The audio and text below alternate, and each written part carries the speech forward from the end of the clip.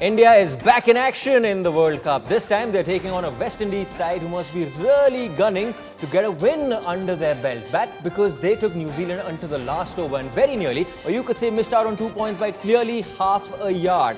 And what do you say about India? Well, India were handed a bit of a scare.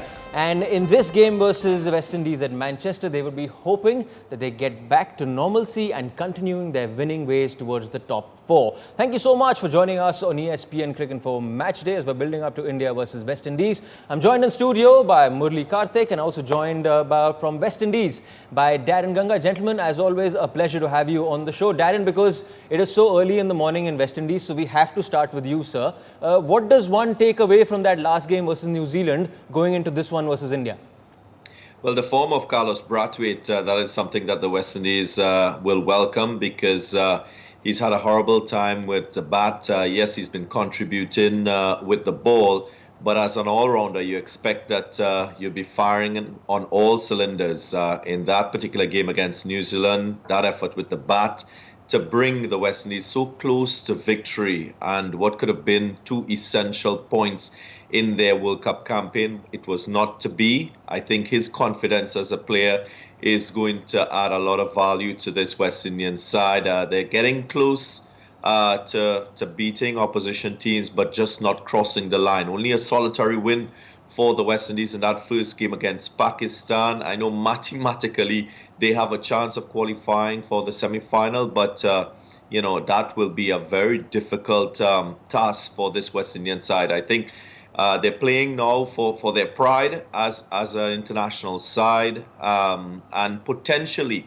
as we've said before, this team, if they play well, they can actually beat India. Perfect start to the show for Daren, Ganga on ESPNcricinfo Match Day. Kartik, what about India? You've got West Indies, you've got England, you've got Bangladesh, and so that the end of the league phase doesn't get too tricky for you. And Sri Lanka. And Sri Lanka, yes. So that it doesn't get tricky for you, you want the 2 points right now. Look, more than the 2 points, I think India would want to continue their form. Yeah. I think this side led by Virat Kohli has high standards or set high standards, and they want to raise the bar. I don't think they're looking at 2 points per se. They just want to, I'm pretty sure that a big part of them would be unhappy with the way they played the last game. Okay, now of course there is a chatter around India's middle order. You spoke about that Afghanistan game, and somewhat you got a bit of an expose out of India's middle order, that when the top order did not sort of function, then the middle order came in and, they lost their wickets in heaps, if I may say, a little early. So is that a cause of worry? I wouldn't say that they lost in heaps. Yeah, possibly the intent is being questioned by MSD, and again, he's somebody who can answer it better. It did look that he was not able to rotate the strike, which many people have spoken about. But again, if you look at it, if they hadn't stitched together that partnership, albeit slightly slowly, India wouldn't have gotten to where they did. We have a good enough middle order. Hardik Pandya didn't fire that day. A part of me on that given day felt that when MSD was already in, was there a school of thought which said Hardik Pandya can possibly come in, because Kedar and MSD are going to go in the same rate. And I think when you look at their numbers also, it is quite clear and glaring that Hardik strikes at a better rate. So MSD at one end, Hardik given the license to go ahead. Possibly then if Kedar Jadhav comes, it makes things easier. Possibly India could have looked at a different target, but they went the other way. But I don't think they were exposed. Vijay Shankar, I thought, batted well. He got a marginal decision which could have gone either way, would have looked completely different. Virat Kohli obviously was batting like an absolute dream before one ball stopped on him and he got out to Mohammad Nabi. I don't think it's a cause of concern. I'm pretty sure that they all got starts. They all know that these are the things which we need to achieve. And as I said, that partnership was vital between MSD and Kedar Jadhav. If there is a floater between Hardik and Kedar, then Hardik is the floater and he's situation-centric, right? Look, if the thing with Hardik now is that possibly when he came onto the scene, he was only seen as this brute hitting power. Now he's got the maturity to temper his innings the way because he's got a solid defense, he's got all the shots in the book. And again, if you have somebody like a Virat Kohli or an MSD at the other end, you can be pretty sure that they're going to shepherd him. Before playing a shot, he's going to think twice, given the situation. And I think that is where his maturity has surfaced or has come to the fore. So he's somebody who can be used at any spot. If we are in a great position, ask him to go and maximize it. If we need some quick scoring, even then can he go and bat? And then even if required to possibly just steady the ship, even then Hardik Pandya is good enough to handle it. And that comes with maturity, that comes with experience, of course. You're seeing that with him. You are seeing that with him. We know how what brute power he has and his striking ability throughout the ground. And so many times he has showcased that it's not just about brute hitting alone.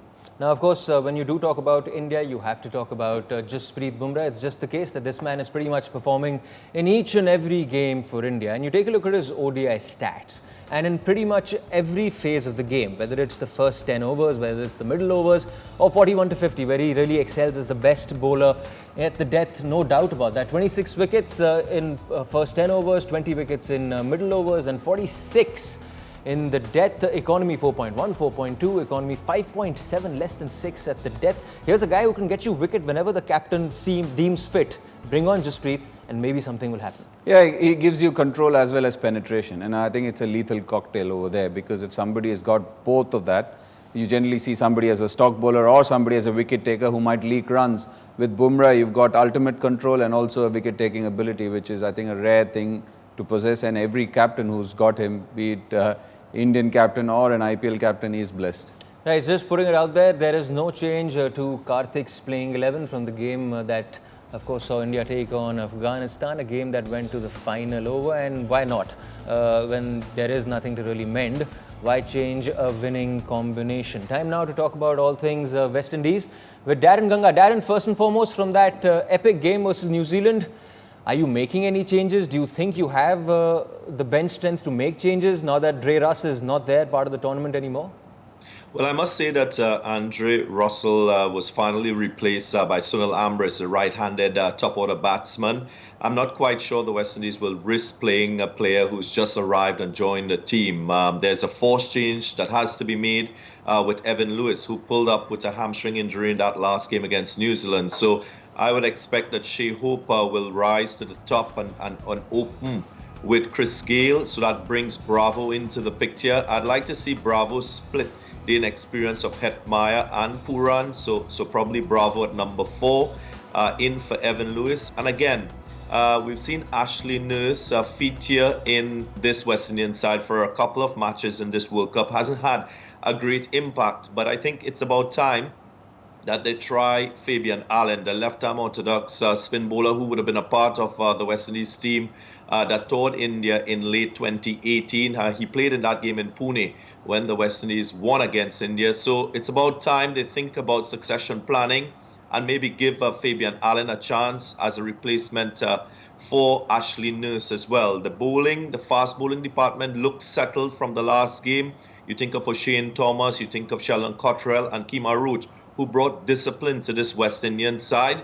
Jason Holder, to me, has to play more of a batting all-rounder role, so he will bat at number 6. Carlos Brathwaite will probably play the genuine all-rounder role with ball and bat. But I think, just as what Kartik said, the West Indies will want to exploit the middle order and the lack of form we've seen from India's middle order. India's strength in their batting is definitely their top order. They average, in terms of 1, 2, 3, in terms of partnership, in excess of 50. So you'd want to probably dent that early, and the West Indies have been doing that. I think 12 wickets in this World Cup so far in that power play number 1. So Virat Kohli will be the target for this West Indian side, because in the last 6 innings he's played against the West Indies, he scored 4 centuries. So that will be the focus. I think it's playing an all-round game from a West Indian standpoint, maybe winning the toss and batting first, putting runs on the board, and then putting pressure on that India batting lineup. Yeah, that promises to be an exciting contest, right? The first 10 overs, West Indies with the ball, and of course, India's top 3, not of course counting Shikhar Dhawan, but KL Rahul has given a pretty good account of himself. But what about the first 10 with West Indies coming out to bat? Daren, I'll show you a couple of stats. And the opening combination in this World Cup just hasn't got going. The first game versus Pakistan, they managed 36 runs. After that, Australia, England, Bangladesh, New Zealand, it's all single digits. What is it for you? Is it a lack of application or poor shot selection? How would you call it? I think it's always also been a revolving door, so to speak. Chris Gayle, he's had Shea Hope partner with him on a couple of occasions, and then Evan Lewis as well, in and out because of injury. I don't think that unsettling sort of situation has helped, but I think it's just the conditions, the lack of technique shown, maybe a little bit of ultra aggressive approach. If you look at India's approach in this World Cup in the first phase of the game, they've been very conservative, and what they do is they build momentum through the middle overs and then accelerate in the last power play. I think that is the approach which has worked in this World Cup so far. And then the conditions, especially when it's spicy, you've got to temper that approach in power play number one. So probably that will come if Shea Hope opens. He is more complete player. But they need consistency at the top of the innings. We always say in white ball cricket, your number 1, 2, and 3 must come big, must string together good partnerships. Right, Daren, final word with you. Why will West Indies beat India tomorrow? I think it's just a matter of this team, when they relax, they play better. They will know that they have a good record against India. I think they will target certain batters in this Indian side. And if you put runs on the board, you just might be able to create the pressure necessary to get wickets. You think as to what India went through in their last encounter against Afghanistan, you might want to take advantage of that as well. Right, Kartik, so then how do you see this playing out? From an Indian point of view, I think they would just want to go out and say everything right which they did in the last game. They bowled really well. It was good to see them defend. For them, it's just getting back to the basics, get a good start, because Rahul and Rohit Sharma are the ones who are going to open for the rest of the tournament. It's no Shikhar Dhawan now. So they want to forge together another good partnership. They started really well against Pakistan. That was the first game together. Last time around, they didn't. It's just that you want somebody like a KL Rahul to get big scores. He gets those good starts and then manages to lose his wicket. You don't want that happening. And that's about it. And I feel that the Indian middle order, yes, there have been question marks over it. I'm pretty sure that they will handle themselves fine. Murali, Kartik, Daren, Ganga, guys, thank you so much for joining us on this preview as we were building up on ESPNcricinfo Match Day. India taking on West Indies in Manchester. Thank you so much for watching. Goodbye.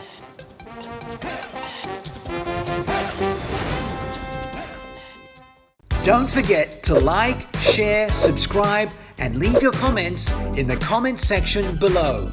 Click on the bell icon for notifications.